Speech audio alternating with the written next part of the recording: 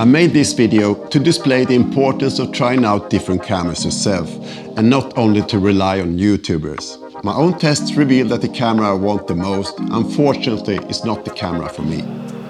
If you want to skip ahead to the actual test, check the sections down below. I have lots of weird cameras. I have action cameras, I have that vlog style camera that I'm filming on, I have this old style Canon full frame camera and drones of course. And since I mainly do bike reviews, I try to keep things as small as possible. And nowadays I basically only bring my iPhone, a GoPro and a small action drone. But sometimes I do paid videos and my iPhone doesn't even match the Sony ZV-E10 that I'm filming on right now when it comes to image quality. My full frame is getting old, but modern 10-bit aps-c cameras are both small, lightweight and deliver very good quality. Good enough for me at least. Here's my list of contenders.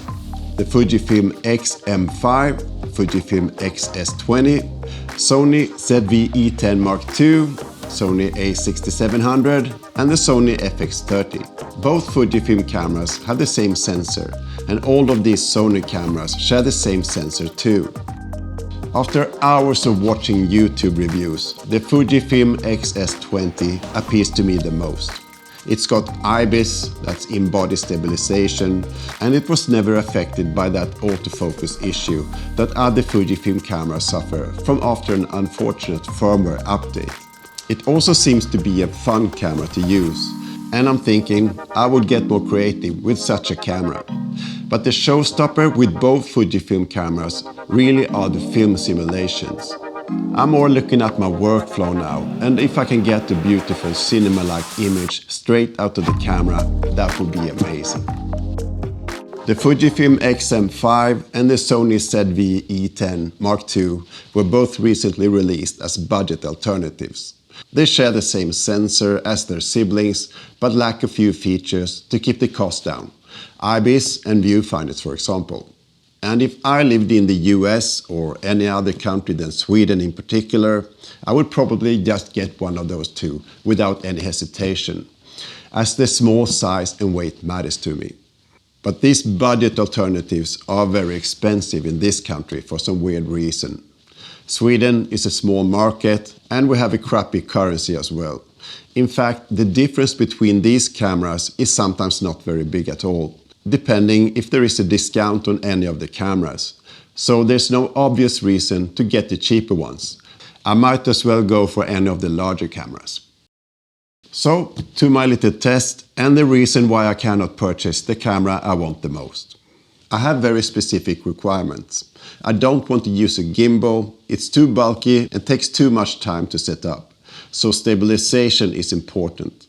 Autofocus is also important, especially autofocus on complex things, like a bike which has spokes, handlebars and pedals that can spook even the best autofocus system. So it's all about getting nice handheld footage of a bike. And if the camera can do that, it can probably handle most other situations as well, such as simple talking head videos like this one, or product shots. I went to a camera fair where all big brands were represented. The two cameras I did some proper on-hand tests with were the Fujifilm x-S20 and the Sony ZV-E10 Mark II. My first test with my favorite camera was a disappointment. The autofocus was completely off, but that wasn't really the camera's fault, to be honest. This was with a super wide 8mm lens, so I switched the lens to a more sensible lens, a 23mm Fujifilm lens with built-in stabilization. And now the autofocus on this softbox works perfectly fine. The next test is handheld stabilization. I had all stabilization features turned on in the camera.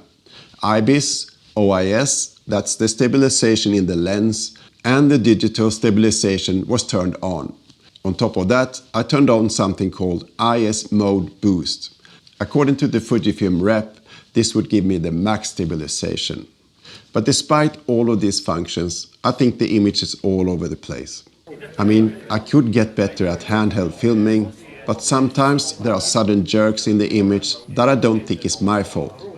Perhaps I could stabilize the footage more in post, but then I would have to crop into the image even more, and still that result may not be what I need. The final straw is this little section. Just like a bike, this is a complex set of objects which can fool the autofocus, and the camera struggles here, both when it comes to autofocus but also when it comes to stabilization. This would drive me crazy, and sadly this cannot be my choice of camera. I still want one for those colors though, but this wasn't meant to be. Going to the Sony stand, I had the choice between a FX30, the a6700 and the newly released ZV-E10 Mark II. All same sensor as mentioned, and I actually chose to test the ZV-E10. If that works, any of the other cameras will work too. This camera has the 16 to 50mm stabilized kit lens though. There are a couple of digital stabilization modes where the strongest setting applies a 1.33 times crop, which is quite a lot, but not the worst in its class. I don't remember which setting I used here, but either way, the result is surprisingly good to the x-S20. The movements are close to gimbal-like and without those intermittent jerks here and there. This is what I'm used to when filming with my action camera or iPhone with the stabilization activated. This is the nail in the coffin for me. I didn't want this to happen since I find the ZV-E10 a bit boring, but I'll just have to learn how to grade S-Log3 footage or settle for that S-Cinetone look.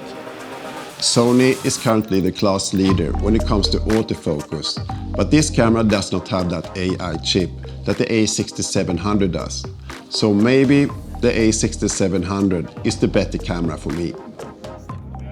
I don't know, I'm ready to pounce if either of these cameras will come on sale in the near future.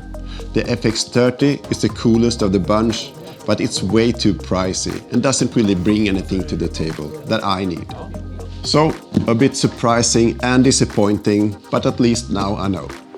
My advice when it comes to mountain bikes is always that you should test ride your bike yourself and form your own opinion. And it seems that that advice applies to cameras too.